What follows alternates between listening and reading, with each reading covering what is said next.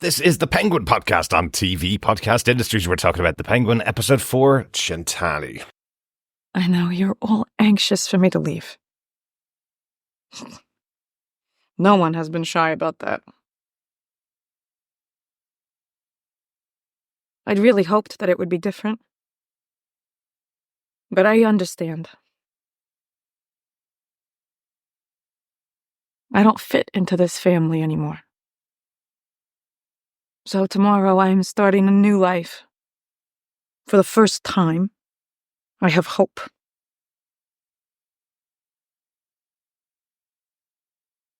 To new beginnings. Cent'anni.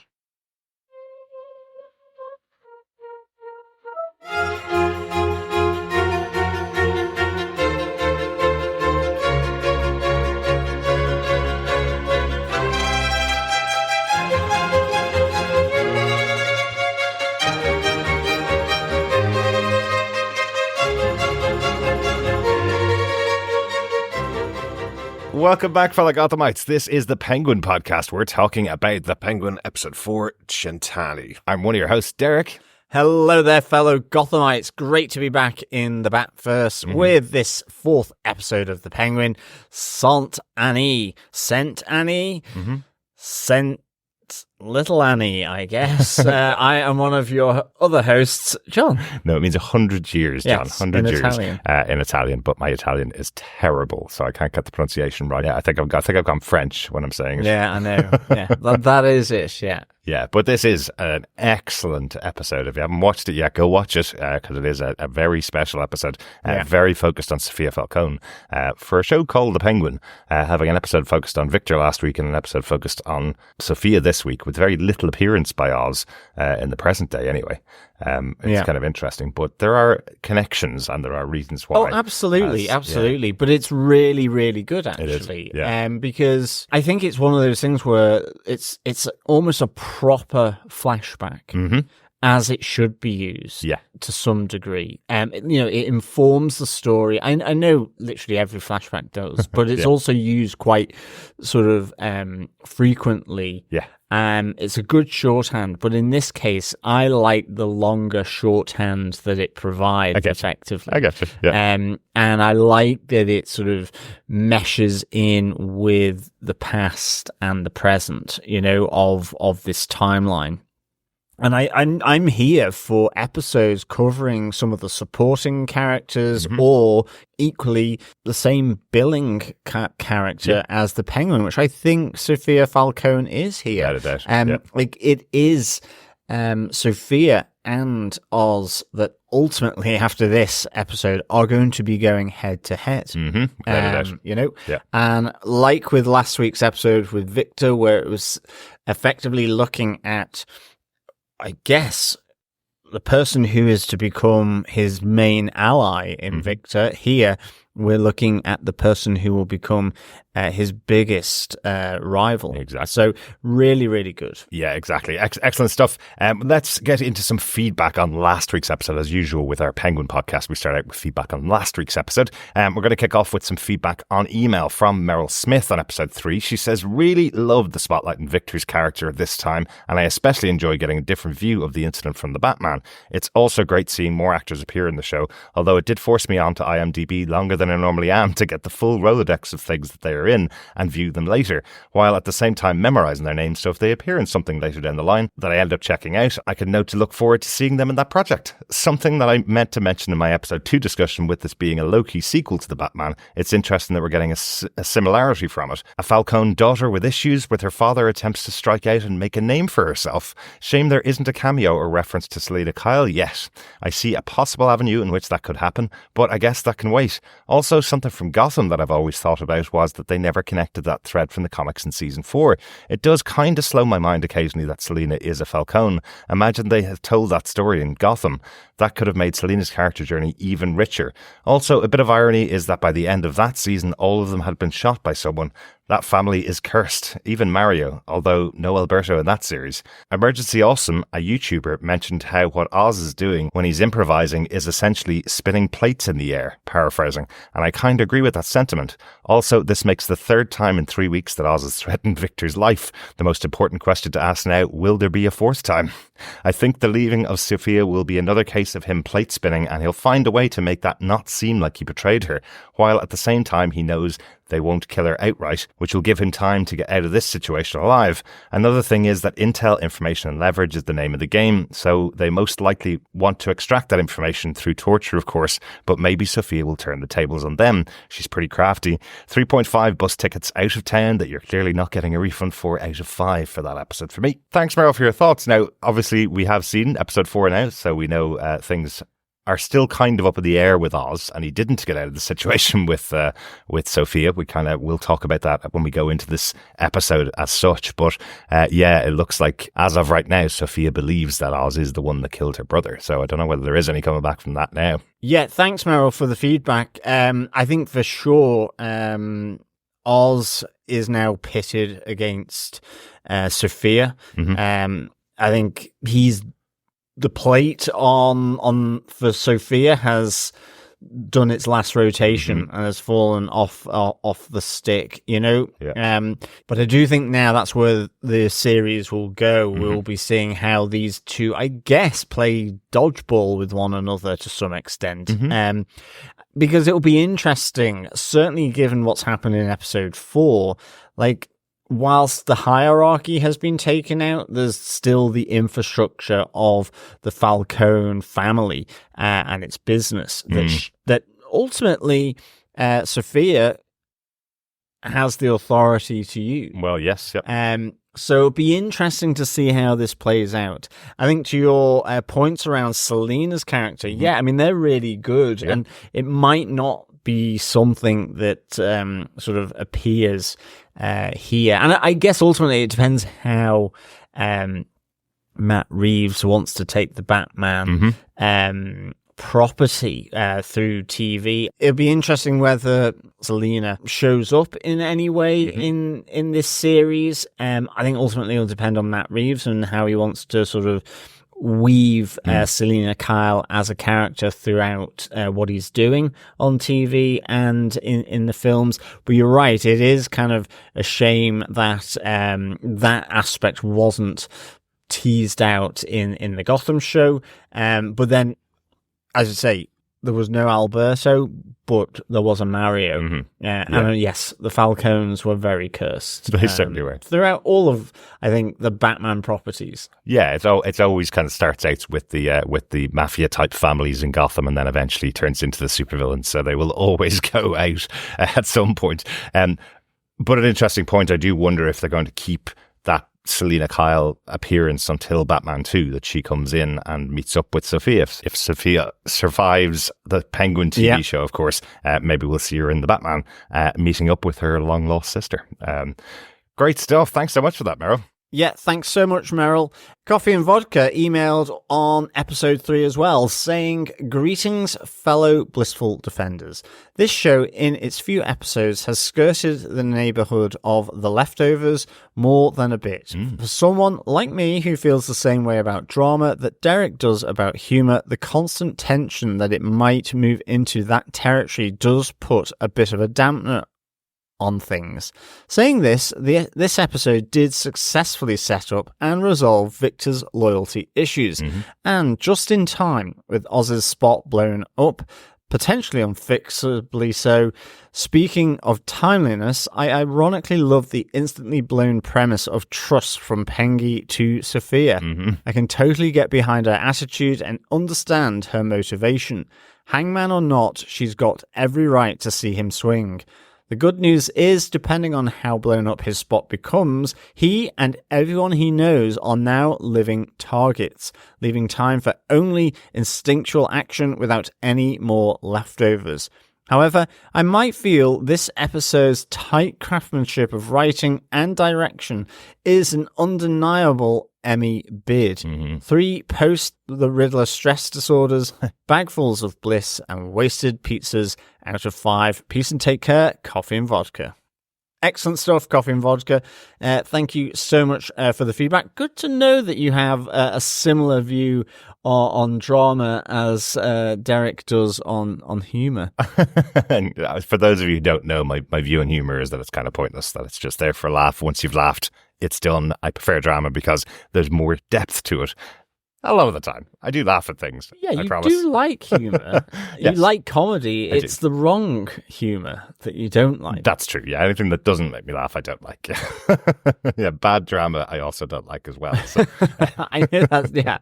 And specifically the humour, maybe that was overly laced through the Thor movies towards the end. Yeah, 100%. Yeah, those are my least favourite Marvel movies, without doubt. And I definitely add the sequel to Shazam to that as another movie full of humour that I didn't laugh once at. So, yes. But thanks so much for that, Coffee and Vodka. Some interesting thoughts, and again, leading into where we are in the fourth episode. We also got a message over on our Facebook group from Becky Fenner Anderson, who says, really nice flashback into Victor's family and his view of what happened the night the bombs went off. The chemistry between Oz and Victor is perfect. I love how Oz, in his own way, is a father figure to the kid, teaching him how to value himself. How proud Vic was to tell Oz about his encounter with the cop, and how proud Oz was of how he handled it. Oz not speaking for Vic or letting the waiter do it, telling him to take his time with it. Oh, I love them together. Asking about his family, giving him a chance to talk about his life, the toast to his dad and how they raised a good son and how his dad would be proud of him. Also, very cool operation Sofia has going. I'm glad Victor got a chance to see his girlfriend. Her comment about the school being underwater and being tired of living in a FEMA camp hits harder right now, given what's going on after the hurricanes hitting the US. I did laugh at him rushing to put her drink on the coaster. That was hilarious. Once again, a man is talking down to Sofia. Johnny Vitti is a dick. He literally threatened to kill her. I like how she took a moment to breathe before she responded. I cannot imagine the strength it is taking her not to go off. Brilliant setting Johnny up, forcing him to vouch for their plan. She said Oz is working for him. Penguin giving just a hint with the look of his face that he doesn't like that. How she keeps control, constantly reminding him he works for her. Can't wait to see his climb to the top. Sofia just sitting there while Johnny gets attacked. So calm and casual. Again, amazing acting. The way she speaks with such confidence, putting on a persona that she is strong. Oz owning that he doesn't regret what he got for what he did to Sofia. Also, that scene of Victor suffering PTSD was heartbreaking. Oz looked so offended and hurt that Vic wants to leave. The truth coming out of Victor having mixed feelings on what he's doing and feeling it's wrong.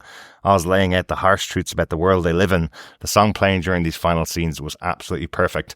Some incredible acting from each character.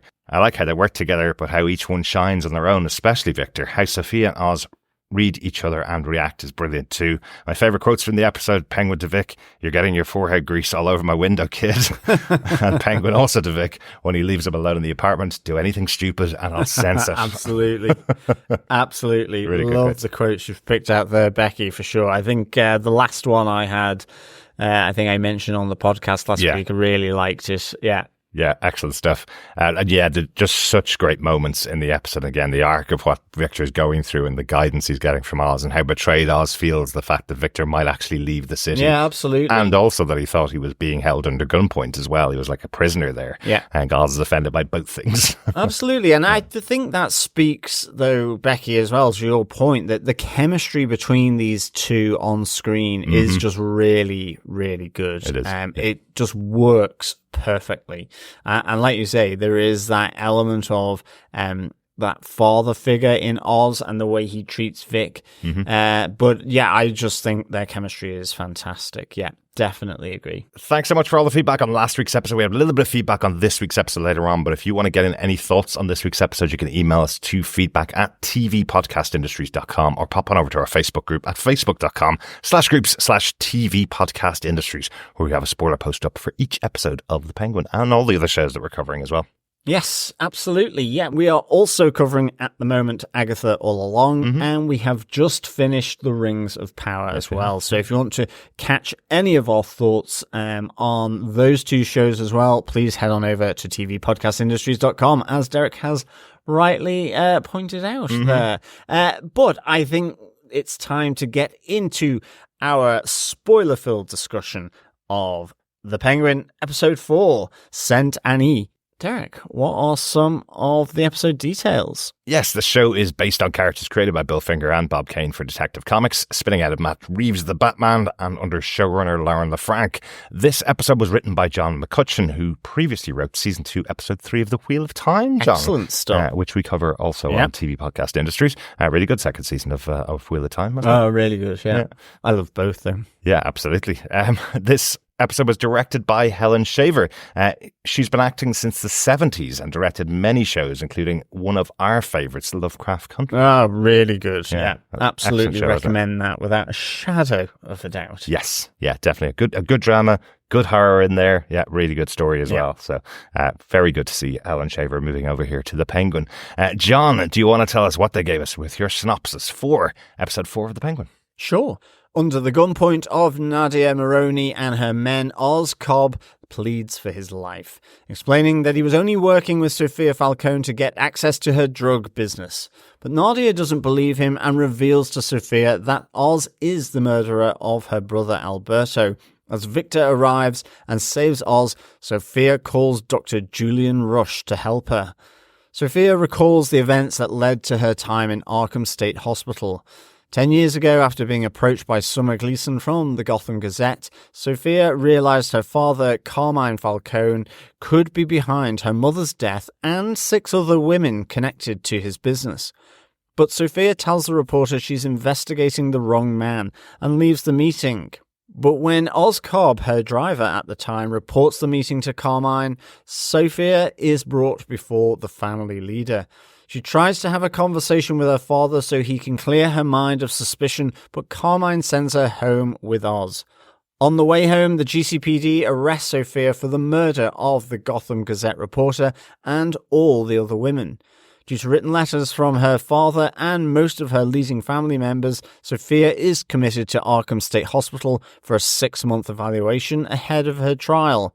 Under the watchful eye of Dr. Vantress and his assistant, Dr. Julian Rush, a brutal incarceration follows, with Sofia being subjected to a violent beating by another inmate that results in her receiving daily electroshock therapy.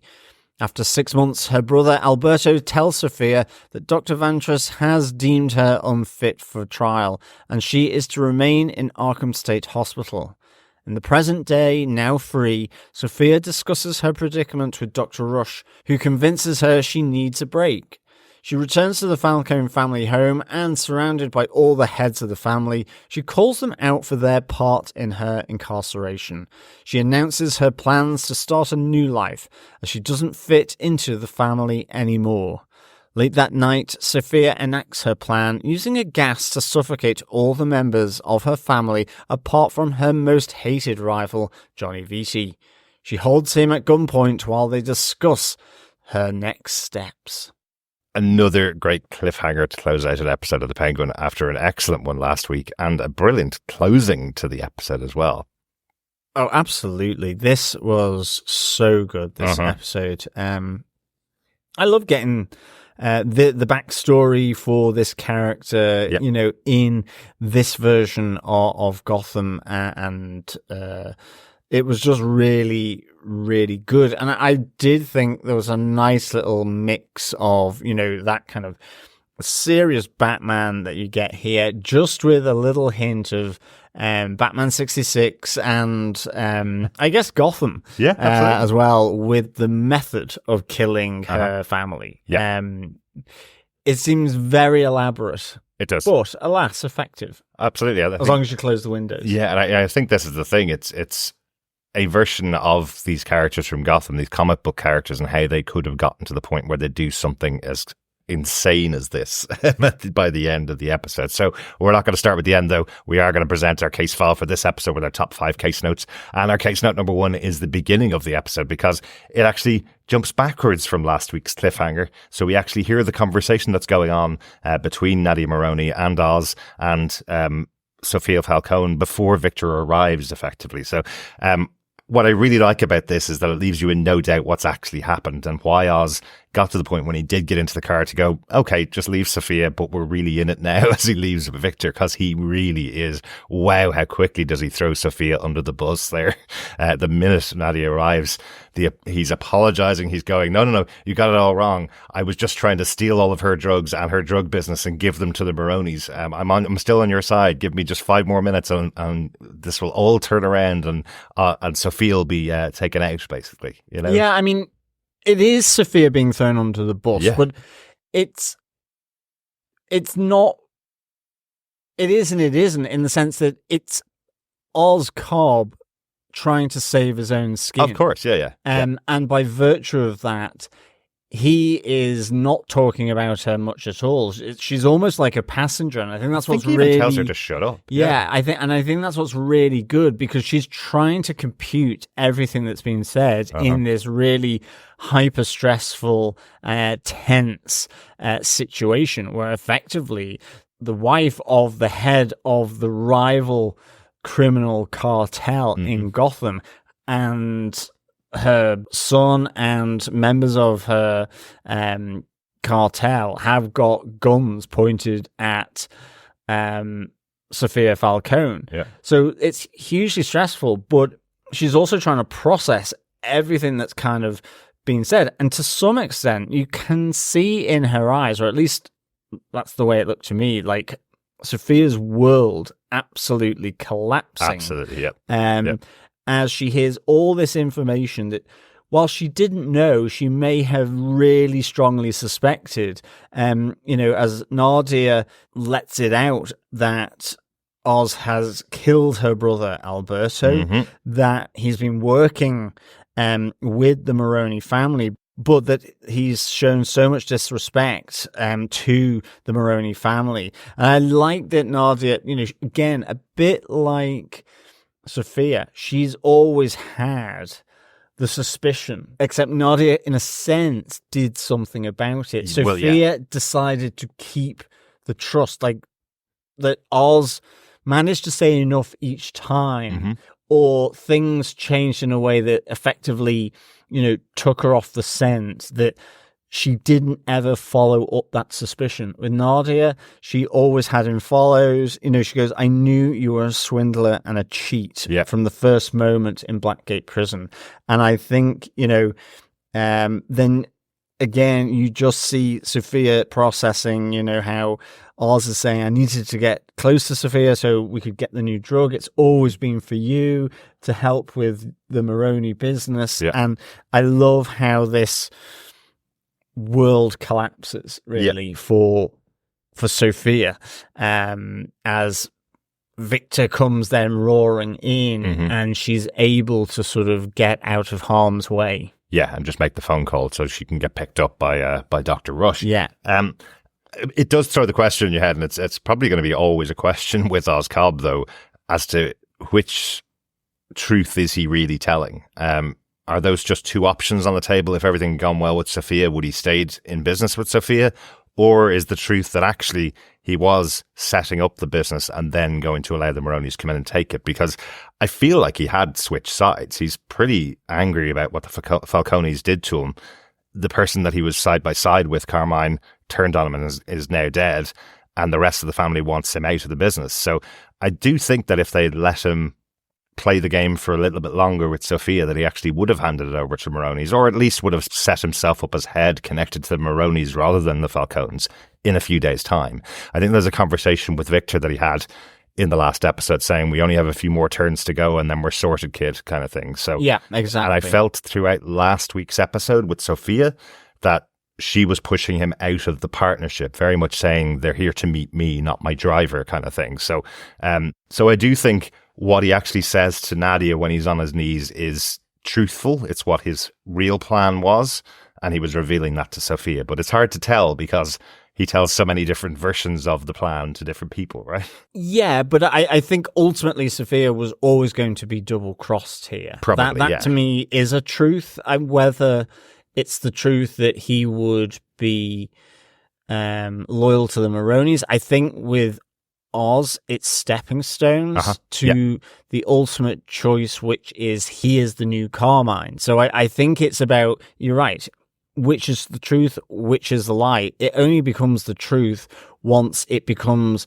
the best option for moving forward. Yeah. And to consolidate his position and his power and to get closer to that power. So these were the two options affording Oz to eventually become King of Gotham, effectively. Exactly. Yeah. And he tried both of them in the same night. Even in, this episode, Oz really, in the present day, isn't in this episode at all. Yes, he's there in the flashback, but you don't know how he is responding to this problem that's happened. Exactly. Because in a sense, and maybe he doesn't even know, there's Nadia and Sofia now that know the truth about him, that he will double cross them. Yeah. But at the same time, he's had a huge run of good fortune in that the majority of the hierarchy of the Falcone family has been taken out as well. Yeah, so, without him having to do anything. So, it's partly responding. It's partly planned. It's partly, spinning plates as the feedback said. lobbing the chaos grenade in, Yeah. And it's spinning plates. Yeah. It's the flexibility, like he advised to Victor in the last episode. Yeah. And we did see a tiny bit of his reaction, which was the last line of last week's episode, him laughing, going, "We're really in it now, kid," where he's kind of going, "I have thrown everything in the air. There's two people now that know the truth of what's happening. And we're getting out of here in the car. I've killed a member of the Maroni family," as in Victor crashing in and killing one of the gunmen, "and I've killed Sofia's brother. So everybody's gunning for me right now. We're really in it now." That's kind of is his reaction after this. But we'll see next week what his reaction to the events of this episode are. Yeah, I'd say. Let's go on to our case note number 2, because this does lead into Sofia's flashback, which is our second case note. The flashback to what she saw as a child and how she ended off arriving in Arkham State Hospital. Initially, we see her as a young kid and see her at that moment that her mother is found hanged. She's the one that finds her mother.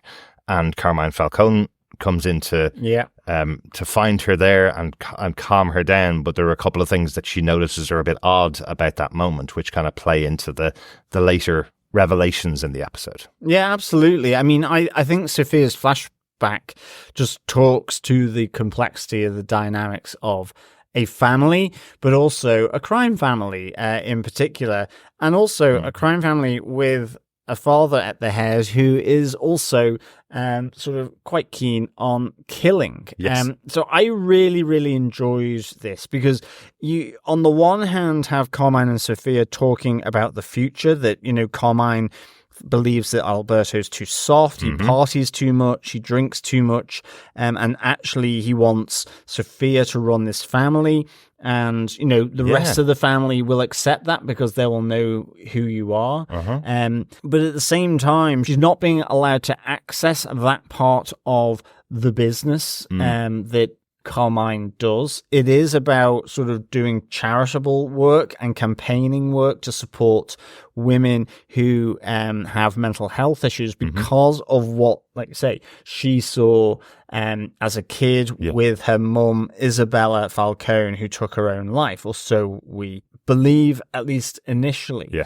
You realize that despite this campaigning and so on, it's kind of there's things that are pieced together again, and partly it's been brought on by the reporter from the Gotham Gazette approaching her at one of the charitable events to Summer ask Gleeson her in live action. Yeah, Summer Gleeson, to ask her, about this kind of series of women who have been found hanged, and they all work for Carmine Falcone's businesses, primarily the Iceberg Lounge or the club beneath the club within a club. Yes. And they've been found dead, hanged, but then when Sofia gets to meet Summer Gleeson again, there's pictures there, and you get then the flashbacks within the flashback of her seeing her mum's fingernails, these kind of defensive wounds on her hands. And, Summer Gleeson is saying, yes, they were hanged, but they had strangulation marks around the neck that were consistent with being throttled. Yeah. And yes, they have these defensive wounds trying to keep someone off them, i.e. murdered, the hangman. This is where the hangman comes from. And I love how just the creeping sort of suspicion that she doesn't want to believe. Yeah. That somehow her father at least knows more than what he was letting on, that it wasn't all suicide effectively as it was being told to her by Carmine. Yeah, and this ties directly into the Batman story and the story of Selina Kyle investigating the disappearance of her housemate, right? That's the whole thing. It connected all the way back to her father, Carmine Falcone. So it's a similar story, the daughter of Carmine Falcone learning how bad he really is, I suppose. But I think what adds to it in this episode, we've seen how the family looks at Sofia from the beginning of the season when she arrived back from Arkham. They're all treating her like she's nothing and she shouldn't be any part of the family. And it's so interesting seeing how far she's fallen, because she does have that conversation with her father where he's saying, you'll take on the business. You'll be the one that will be sitting in my chair when the time comes. I don't want Alberto to take it over. And because of what happens here, she's completely on the outs. And now everybody's looking down at her as if she couldn't possibly know anything about the family business.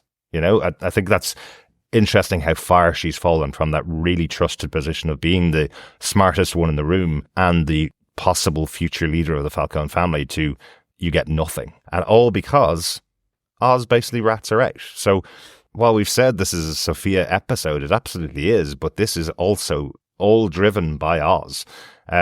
Oz is her driver. He's employed by Carmine and does say that the reason why he is her driver and the reason he's doing the job is not just to drive her around, it's also to report everything about what she's doing to Carmine in case there's anything that could impact their business. Absolutely. I mean, he sees Sofia with Summer Gleeson, even though she says, you've got it all wrong, and kind of rejects the reporter's assertions. But even threatens her, says, if you come after my family will go after you, basically. But I mean, equally, she does ask Carmine about her mother as well, and says, I don't remember her sick or depressed. He's kind of picking at wounds here. She's inquiring, and you see again Oz listening in on the conversation where she asks Alberto about their dad and the work versus family life. What is it that he does effectively, and she wonders if she really knows her own father.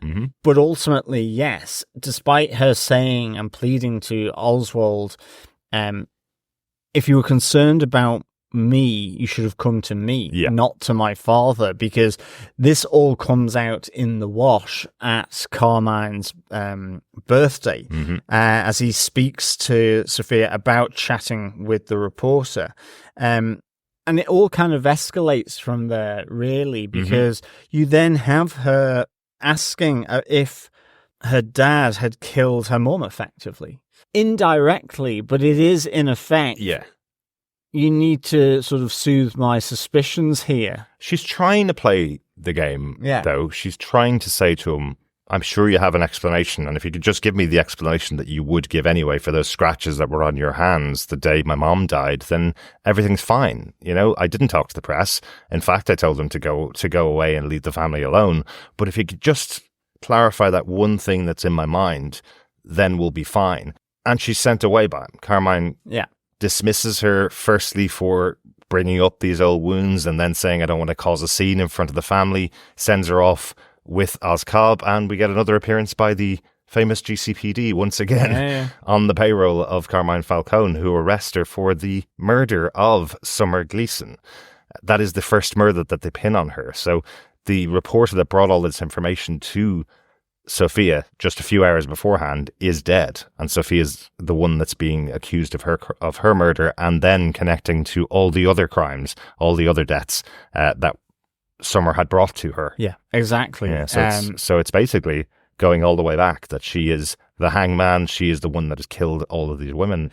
I think the real brutal thing here, and it's to the point that was mentioned by Oz in episode 3, which is, I didn't know how far they would take it, where they effectively destroy you. And what you have here is the destruction and degradation, absolutely and comprehensively, of Sofia Falcone, from being arrested like moments after she's been asked to leave the party by her father, who's has said, "How could you do this to me? I thought you knew better. You're saying I'm a murderer here because there's this open investigation into these women's murders." Bringing up about a mom, but it's just then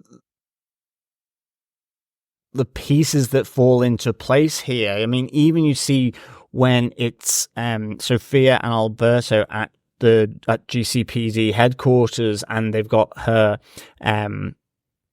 lawyer. Even though it's her lawyer, she's kind of saying, "Well, you're going to have to be.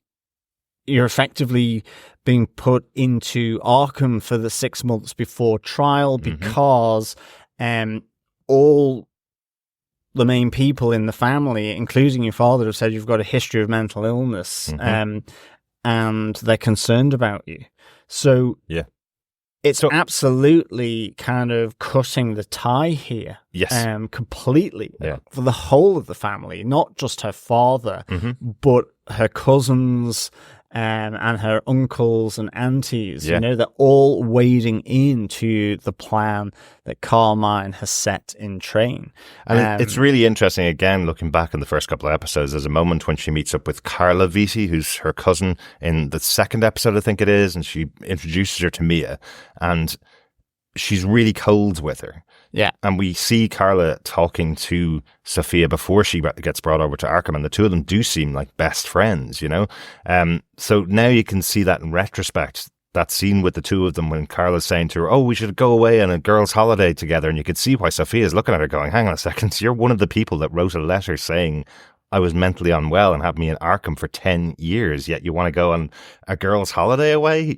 Yeah, absolutely. So you can really see why this builds up into a real betrayal in the mind of Sofia. Because I don't know whether you remember the movie, John, The Changeling, which had Angelina Jolie in it, where she was accused of a crime that she didn't commit, and she was put into a mental institution saying that she was crazy, and she was stripped of everything and was convinced that she had done something wrong, that she'd committed a murder.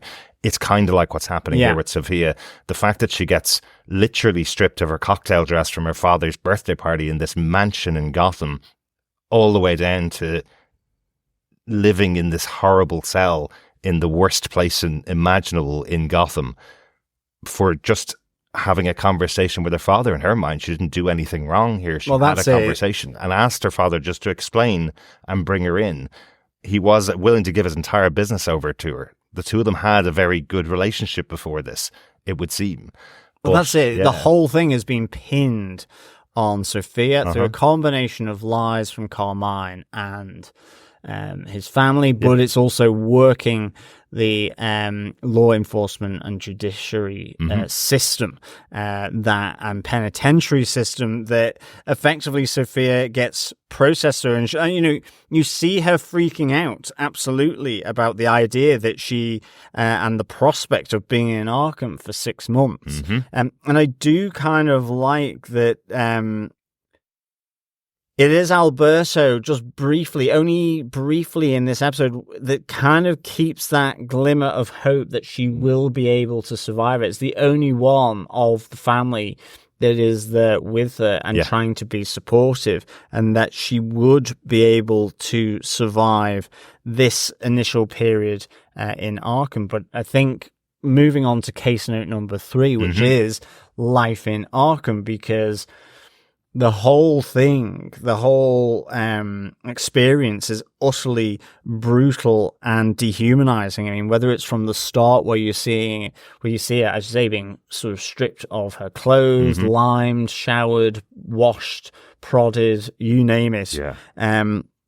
She's being roughed up, violated, and effectively being gamed against. the whole thing is being gamed against her by Dr. Ventress, and at least in part, you could say, Dr. Julian Rush here. A little bit, yeah. Yeah. He is effectively taking the lead from Dr. Ventress. Yes. But the whole situation is being gamed against her. But that's the interesting thing, isn't it? There's that old saying about, just because you believe that everybody is out to get you doesn't mean you're paranoid if they're actually out to get you. So I love how this is filmed and how these scenes are all put together over the course of the years that she spends, or at least the 6 months that we see her. Because you are wondering, hang on a second, why is the inmate next door talking to her instantly from the second she arrives? Magpie, as we know, that's a DC character. Did appear in the 5th season of Gotham. So really good to see another version of Magpie on screen. But you are wondering why she's talking immediately and why she's trying to befriend Sofia so much, because that's what Sofia's thinking. Hang on a second, I said one word and I got put in here and all my family turned on me. So what's to say Carmine doesn't have plants in here? And then we have, at lunchtime, there's an inmate that's unlocked and able to come up and attack and brutally beat Sofia in the middle of the lunchroom, surrounded by prisoners and prison guards. So surely she's thinking, hang on a second, did my father send somebody in here to kill me?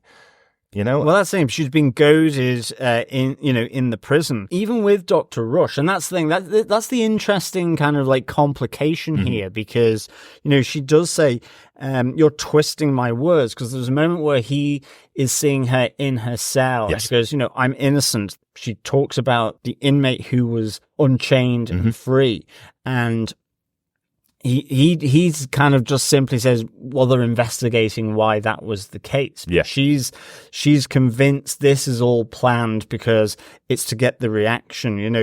She says, you're twisting my words. I see what you're doing. But the thing is, then it's taken the next stage where you have a fork being given to Sofia, and then being put in the mess hall with this woman again, this female inmate, with all the officers and guards around them.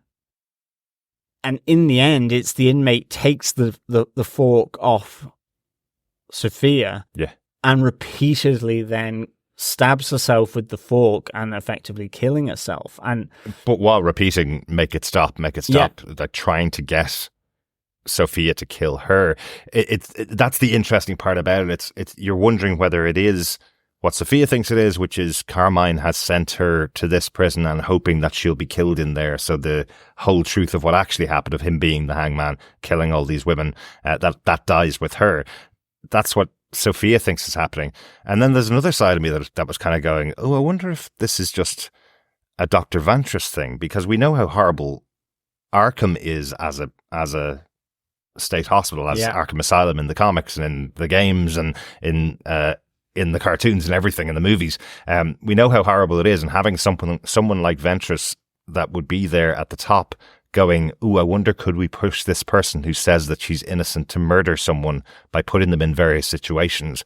Will that prove my theory that she is actually a murderer, even though she's claiming that she's not? And that's another thing that's going through Sofia's head. Maybe they can push me that far. And that is kind of what happens. She does seem to be starting to be driven insane by everything that's going on around her. This inmate killing herself in front of her, the electric shock therapy that's being administered by Dr. Ventress seemingly almost every day. She's going in and this is the treatment that she's getting, that they're saying this is for her.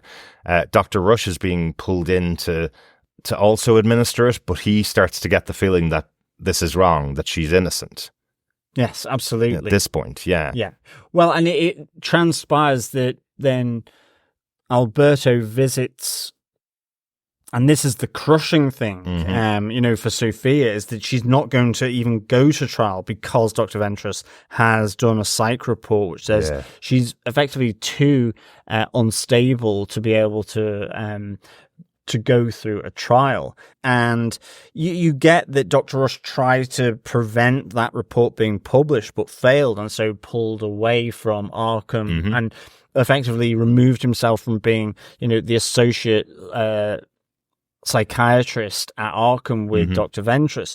But, there is that moment in the electrotherapy sort of suite where she holds onto Dr. Rush's hand. Yeah. And I think that's where, that's just a visualization of the link that they have formed in there, even though initially you're going, well, is he any better than Dr. Ventress, really? Yeah. But I think he does try to help Sofia.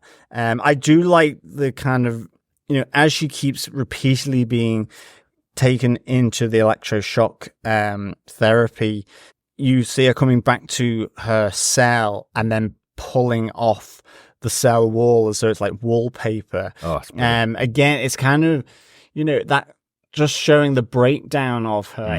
And I mean, in some sense, giving the sense of what's the reality and what isn't. As you say, she thinks this is all being planned and coordinated between her father and the prison authorities, framing her for murder. Yeah. As I say, I know you're twisting my words. I see what you're doing, but equally, is it something else? Is that going to be a twist later on where we see that she was being employed by her father? That's why he was offering her the reign of the business, because he knew she had the metal. But I'm not saying I don't know. I don't think it will go there. But do you know what I mean? It's also that distinction between truth, reality, perception, that's being shown in that moment in the cell. And I thought it was a really good way of doing it, to be honest. It was, yeah. It all peels back to her parents' bedroom as she was a kid, and as she sees her mother's body hanging there, and then it's actually Sofia's body in the noose. So again, it's such a wonderful visualization of what's actually happened here. Sofia saw her mother dead as a kid, had made the connection between what her father had done from that point onwards, killing all of these women, and her family had pinned that all back to that moment of seeing her mother dead and saying that's what turned her into the hangman. She was created as the hangman the day she saw her mother dead. That's what she's connecting back to, and now she's the one in the noose. Now she's the one stuck in Arkham. Yeah, absolutely. Yeah. And I mean, it's even to the point then where she ultimately does become a murderer from all of this, because she repeatedly smacks Magpie's noggin against the table. Again, it's kind of not so. It's life imitating murder, murder becoming life kind of thing. But it's because, she believes, as you say, she was the first person to speak to her. She was always sat next to her in the mess. That she's always been spying on Sofia and reporting it back to Dr. Ventress, to the other officials in Arkham, in order to get the treat of the drug Bliss that she sees Magpie taking. Yeah. So Magpie, absolutely dead as a dodo. No pun intended. Well, yes. So farewell to Magpie once again. Absolutely. The death for the character, a very minor character in the comic books, but interesting that both Gotham and Penguin have used the character. Absolutely. Yeah, definitely. Yeah. Let's get on to our case note number 4, back in the present day, as Sofia reunites with Dr. Rush, and we hear, as you kind of mentioned already, Dr. Rush left Arkham because of the treatment that they were giving to Sofia. So while he was an associate of Dr. Ventress and Dr. Ventress was taking the lead, he was effectively being trained in that this is how things work in Arkham, and he didn't accept it. So he left. Yes. But feels really bad about it. He feels like he left Sofia behind to go through that treatment for the rest of her time there, and he's been trying to make it up to her over the years. He says that he's been working with Alberto, and eventually the two of them working together is what got Sofia out of Arkham. Yeah, absolutely. And interestingly, it is Dr. Rush that Sofia calls to get rescued from the alleyway as well. So hence why then she's there in the present day. But it's interesting in her breakdown, you realise why. When she's breaking down what's happened to her, when she's talking to Dr. Rush, she's effectively saying the entire family turned on her. Her uncle Johnny told her if she didn't get on a plane in 2 days, she'd be dead. He threatened to kill her. Oz, the only person that had even slightly a connection with Sofia from the previous time and she thought was working as a partner with him, has now turned on her, and she realizes that he's the one that killed Alberto. So the only person really left in all of Gotham that has any connection with Sophia is Dr. Rush. Yeah, that's true. And yet she does, at least, in a hypothetical way, question the motives of Dr. Rush. She says, for 10 years, men have lied to me. I'm not the one who is broken or sick. They are. The world is. Because he talks about, you need a fresh start here because, she's saying she feels hemmed in. She doesn't know where Cobb is after the alleyway and the incident there. Her entire family is against her, and she's been given a death threat by Johnny Vesey that she'll be killed if she's not in Italy in 2 days. Yeah. So she's completely hemmed in, and she goes, he says, well, you need to take that time for a break for yourself, I think Dr. Rush says. And that's where she's like, yes, I do deserve a fresh start. And ultimately it plays out in a very different way, but I like the use of that phrase. Absolutely. I do deserve a fresh start. I'm going to take your advice, your professional advice, but there is a little bit of suddenly suspicion or questioning of Dr. Rush's motives here. Well, yeah. Because of how awful she has been treated by the men, with the exception of Alberto. In her life. Absolutely, and Alberto's dead now, so there's nothing else there. And just to say, if we didn't say up front there about what Nadia Maroni said, she said, we found your drug operation and it's ours now as well. So the whole thing that Sophia had kind of pinned her hopes on, that she was coming out of prison, she was going to meet up with her brother, they were going to start this drug business to rival the Falcones and take over the whole family business together.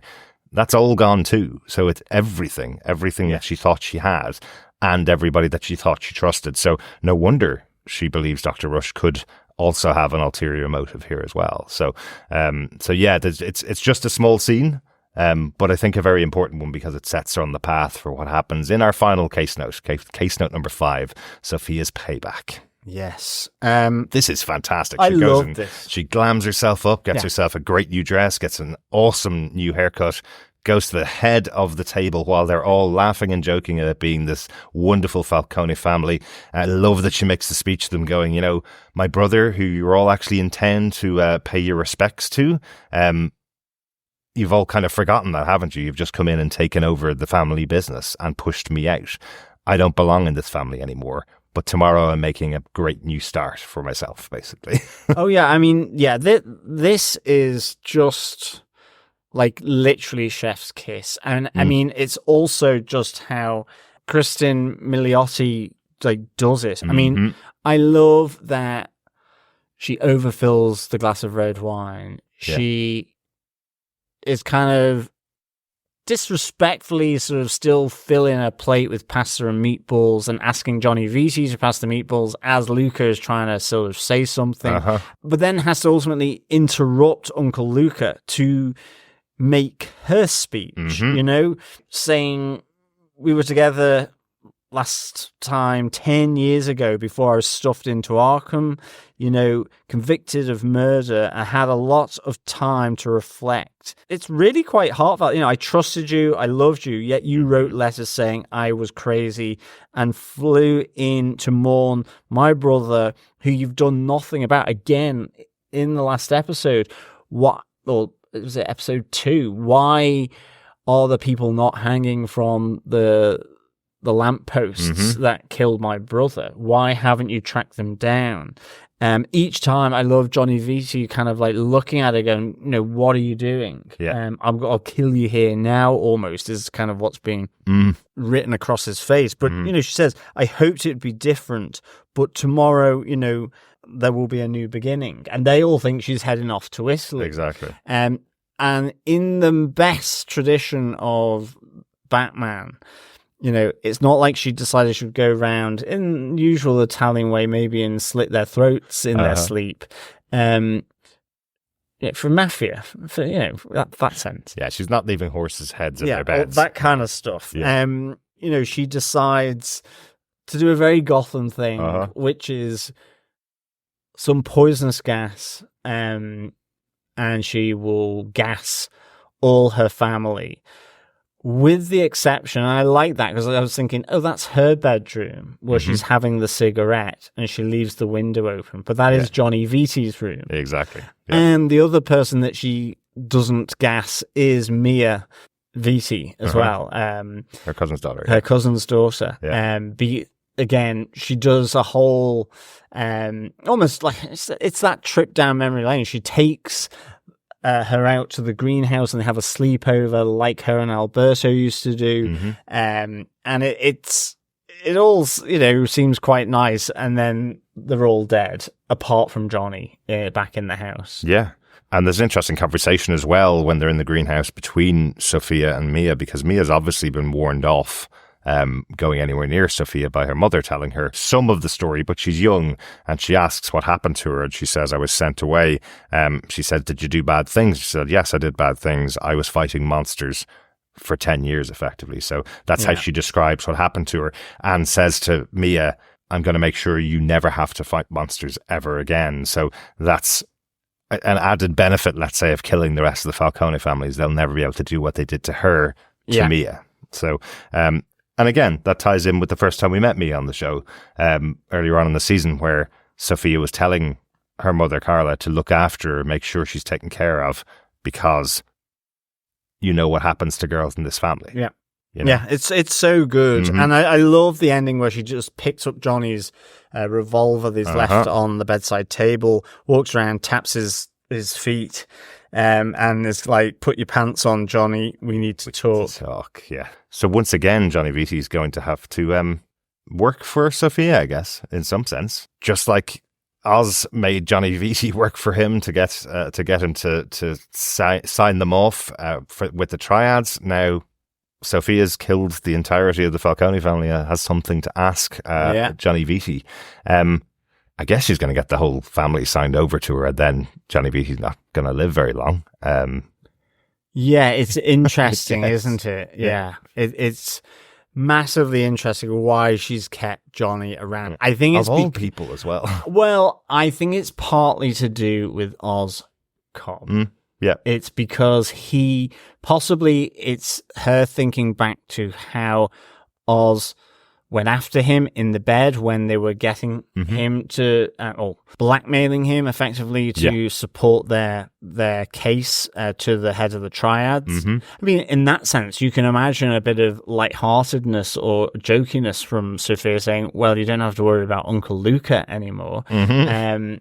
Or indeed Uncle Luca's wife, because they're dead. Too, yeah.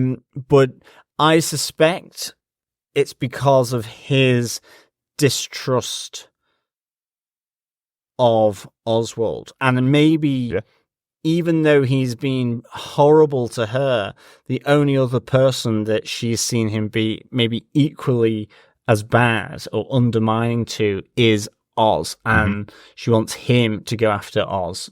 Yeah, that could be it. Yeah, that could be it. So, yeah, it'd be interesting to see. I cannot wait for the next episode, because I loved this. Yeah, really, really good. Anything else that we haven't talked about from the episode that we should be talking about, John? The only thing for me is just to, acknowledge Mark Strong coming in here as Carmine Falcone. Yeah. Love Mark Strong. I really liked what he kind of did with the sunglasses, always wearing the sunglasses, but even when the young Sofia sort of went to pull them off, he kind of puts them back on again. It's like, it's that notion of, look in someone's eyes, you can see their soul. It's like trying to sort of prevent people from understanding him. Yeah, I get that. That, his eyes would give too much away. Yeah. So I thought that was really interesting. Yeah, and I wondered, was it other wounds that he maybe had from Isabella, from his wife, when he tried to kill her? Did she scratch his eyes as well as his hand or something like that? But yeah, great to see Mark Strong here replacing John Turturro, who played the role in the Batman movie. He's working on other projects at the moment. But if you're going to replace John Turturro with another actor, Mark Strong's a very good choice. He's good in most things.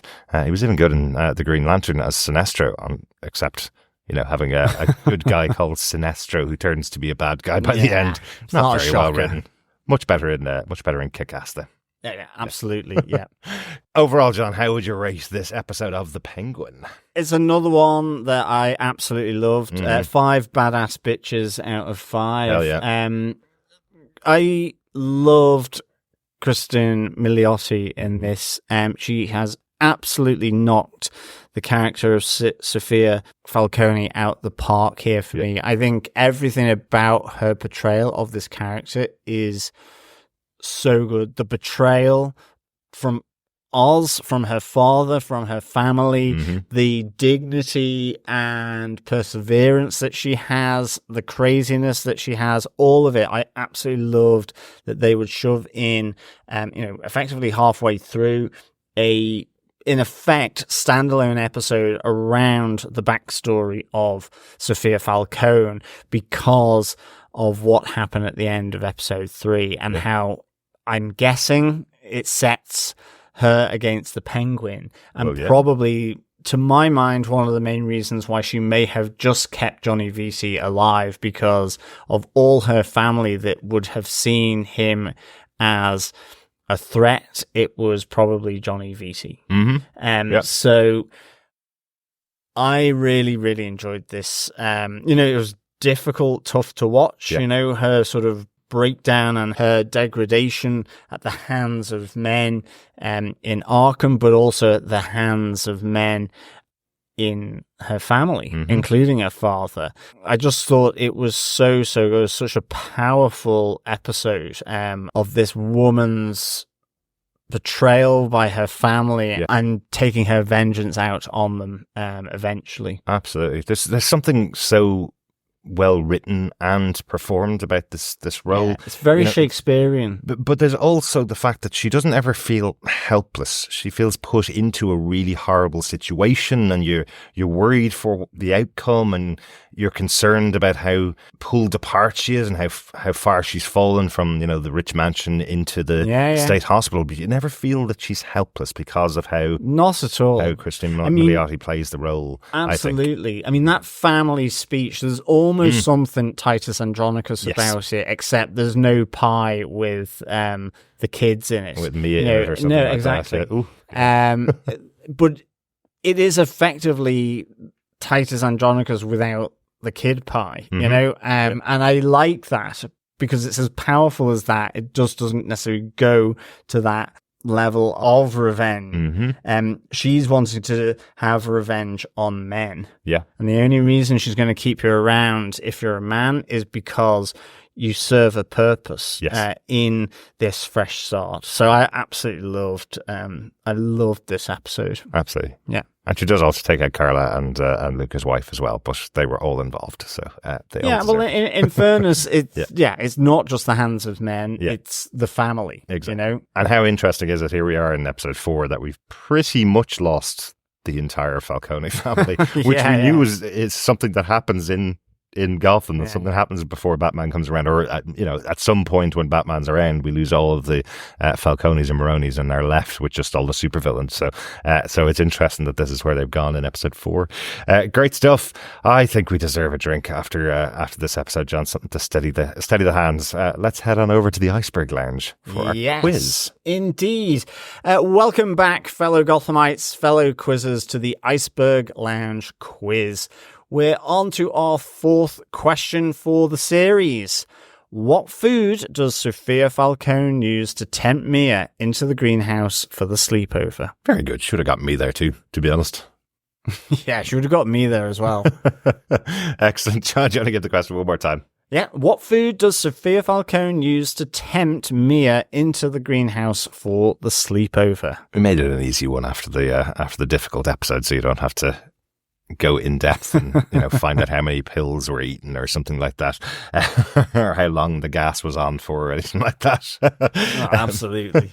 But that is the 4th question. Put that together with the answers for the other questions from the series, and at the end of the series, email us into feedback@tvpodcastindustries.com with all the correct answers, and you could be in with a chance of getting your hands on some Penguin goodies. We have a final piece of feedback before we close out the show. This feedback is on this episode from Coffee and Vodka, who emailed us this morning saying, "Greetings, fellow shock-absorbed defenders. We wanted to know, and now we do. It's like they say in Arkham, homicidal maniacs aren't born, they're created, and more deserving victims there have rarely been They tried to create a hangman and instead got a gas man. She plays it so convincingly, and it's easy to see why when you look through her IMDb page. Kristen Milioti is a consummate character actor, with one of her first roles being in The Sopranos. For a show that's called The Penguin, he did not go missed in light of her incredible performance and that ending in Fear for Little Gaia when everyone else was actually in jeopardy. Absolutely brilliant. 5 mangled magpies, exhausted guests, and garden party sleepovers out of 5. Please take care. Coffee and vodka. Absolutely, completely agree with your 5 out of 5 there, Coffee and Vodka. Yes, mangled magpies indeed. I mean, you sense the venting that Sophia is doing when she effectively is cracking open the skull of Magpie. But yeah, totally agree with you around how strong Kristen Milioti was here in this episode. And I have to say, I know we didn't mention it, but probably because we watched the episode twice, as we usually do before we podcast. Definitely the first time I watched the episode, I saw her taking Mia outside and I was going, oh, this is the punishment for the family. She's going to kill Mia somehow. But she's not. She's taking Mia out, protecting her from what the family could do to her and then killing the rest of the family. Yeah, absolutely. Like, it's a great moment, but I definitely was concerned about Mia when she was taking her outside to begin with. Definitely. Yeah. And that's how wonderfully she plays the role, is that she could be on a dime, a completely different. It's unhinged what she does. Like, there's a rationale, there's a pure vengeance here, and the vengeance doesn't extend to people that had nothing to do with her misfortune, like Mia. As I say, even to the point where she is smart enough to keep people that were involved still alive with Johnny. So it's clever vengeance. Yes. You know? It's smart vengeance. Exactly. If you want your vengeance objectives to be smart, they should be. Absolutely. Call Sofia Falcone. Absolutely brilliant. Completely agree with you, Coffee and Vodka. Absolutely. Thanks, Coffee and Vodka. Thanks, everybody else, for your thoughts. Thanks for joining us once again for this episode of The Penguin. We'll be back next week with episode 5 of The Penguin, Homecoming, which will be out on HBO and Now TV and Sky Atlantic next Sunday night into Monday morning. Excellent stuff. Remember, fellow Gothamites, to support us by sharing the podcast, because, of course, sharing the podcast is sharing the love. It is. Yes. It is. You can also, as well, support us over on patreon.com and buymeacoffee.com as well. Just search TV Podcast Industries. Exactly. And with that, thank you so much for joining us. We'll be back with some more mobster-written justice next week for episode 5. Talk to you then. Yes. Thanks so much for joining us, fellow Gothamites, as always. And until the next episode, keep watching, keep listening, and of course, keep waddling. Wah, wah. Bye. Bye.